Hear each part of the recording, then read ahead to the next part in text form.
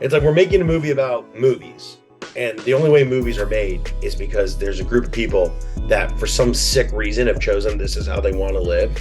And everyone, we would just be like, we need someone in the scene. You. There's one PA who dies like 9 times in the movie.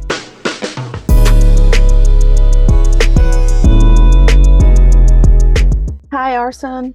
Hi, Jana. Nice to meet you. Nice to meet you too. Thank you so much for your time. A pleasure to talk to you. And I really enjoyed the movie. I had I had like fun at the same time. Some of the times I was like, oh my God, what's gonna happen now? And but what was like the inspiration for the script? Well, it started when lockdown happened in 2020, and I lived in Hollywood, and we just saw all these theaters. And I was going. I love going to movie theaters. So I go almost every week, and to something. And when I saw that starting to disappear, my producer Christian De Gallegos and I was like, well, is there something we could like write? And I've always loved theater, so just kind of brainstormed, and it came out of that impetus. And then grew up with action movies. I grew up liking these characters. They kind of were, subconscious fantasies of who you want to be as a little kid, because you're kind of this guy, you don't know, you're getting bullied and picked on, and then these action stars kind of play these fantasies that you wish you could be. So I got to play with all that. And yeah. Yeah, that's good. That's amazing. And you bring back Terrence Howard. And what was amazing? What was about him, like his previous work, that made you pick him to play the George Fuller? No. I mean, he's Terrence Howard. Like he's proven himself that he's one of the great actors that we have in our time right now. And you can watch it because he has such range. You can go from Hustle and Flow to Prisoners to Iron Man. I mean, it's just kind of like this endless filmography where he just slips into these characters and he slips out of them. And so I mean, when the opportunity arose that he was interested, I there was no other thought about anyone else. Like, why would I? Yeah, you also have like Dolph and also Piper, and they are both amazing as well.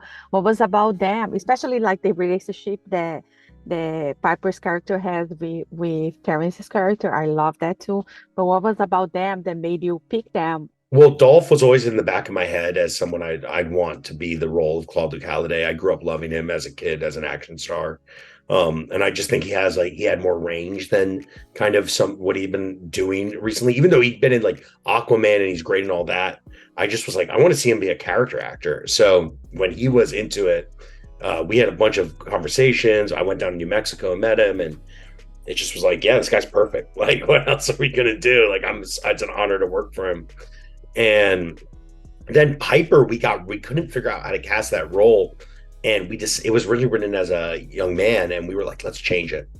And Piper, we through my producer's friend who managed her, she was very available and down, and they just kind of, her and Terrence just like immediately had a shorthand. Like, they just got on, they kind of got the whole dynamic. And I thought she did amazing in it. I was really impressed. And she's funny, but she's serious. She can have emotion, and they all brought a lot. I didn't have to do much telling them what to do on this film.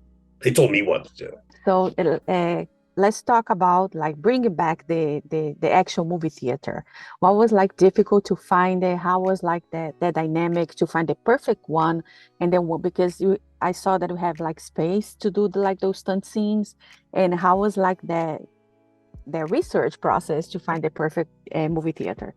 Well, it was like, because we actually moved states several times on where we were filming, from New Mexico to New Jersey to Mississippi, and just landed back in LA, which is my home. I love filming here. I don't want to not film in LA.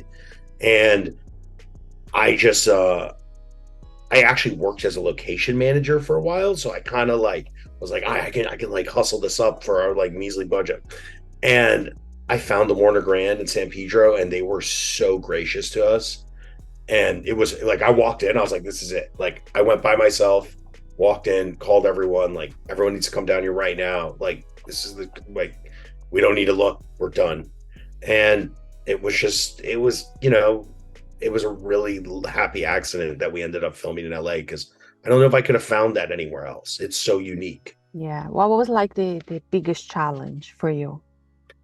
The time period, the time constraint of filming and trying to do action and trying to keep soul and emotion in the movie, not letting it just slip into becoming a run of the mill kind of programmer action movie, which it was on the line. We were walking such a thin line, and obviously Terrence and Dolph really were the ones that allowed it to keep emotionally grounded and funny and fun. But for me, it was just we had very little time to film the movie, and in that you just have to be efficient and have to just approach it. So the crew and everyone were super supportive, and everyone showed up early and everyone left late, and we pulled it together in a really special way. Yeah, the stunt scenes are really cool. I really liked all of them, especially the end. And that I'm not going to spoil it to anyone because everybody needs to watch the movie. But what was like preparing the actors to do those scenes? You know what I mean? Because you have like a lot, and then you also have the stunt scenes for the movies because it's a movie within a movie, right? So how was that preparation for it? It was really well, Jackie Gerhardy, my stunt choreographer and director, she's just amazing. Like um she had worked a lot doing assistant stuff, but this was kind of like a big opportunity for her, and she just really like did a lot of previs and got that stuff together. And then Terrence did a lot of his own stunts, and then Dolph obviously had a lot of input because he had spent so much of his life in that world as an action star. He brought a lot of that experience to us to kind of be like, no, this is how it was done. So it was just trying to be efficient and trying to just like shoot the pieces very safely, very practically, trying to stay away from too much like CGI or special effects and keeping it all on the camera. There's a few shots that have some, but for the most part it's pretty grounded in what we did on set. And yeah, and it's all really about being safe and taking it, not rushing them even though you don't have any time. And yeah. Yeah, no, that's great. That's great. Also, the message of that you brought in, like to try to save the movie theater, to save the neighborhood, like this gentrified aspect of it. I really like that. You spoke about the inspiration, but what was like important for you to highlight this type of issue on the movie? Because that movie theater could have been a bodega, it could have been a factory, it could have been a coffee shop, it could have been anything to me. A doctor's office. I already saw a doctor's office. Yeah, it could have been anything that people get kicked out of in gentrification. You know, like someone has something. For a lot of us, our work is our life, and when you're lucky enough to have a work and a place that you love, it's really hard when that starts being taken away from you. And sometimes money doesn't necessarily equal the solution. You know, money comes and goes, but these places, these are our homes, these are our families, these are, you know, how when you wake up, these are the people that come by and say hello, you know, who you get coffee with.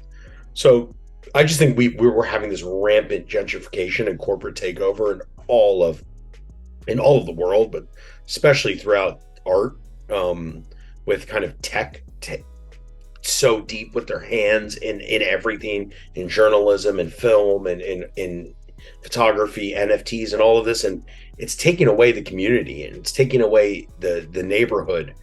And that's what the film was a lot. Like, I love my neighborhoods, I love my communities. Like, I don't want to see people pushed out as so many people are into areas where they don't know anyone. And I think that's what he was fighting for in the end. Yeah, that's great. Also, I love the final credits that we noticed that the PA, the stunt coordinator, director, they are like part of the movie as well. I love that. I thought it was so creative and takes a village to make a movie like that. So That's awesome. I love that. Yeah, me too. Because it does. Like it's like we're making a movie about movies, and the only way movies are made is because there's a group of people that for some sick reason have chosen this is how they want to live. And everyone, we would just be like, we need someone in the scene. You. There's one PA who dies like 9 times in the movie. He just keeps dying all over the place. You know, he's a dead body here, and it's fun. And you walk away feeling like everyone was a part of it, and it wasn't just something that people wanted to get through the day on. That's amazing. And are you already working your next project?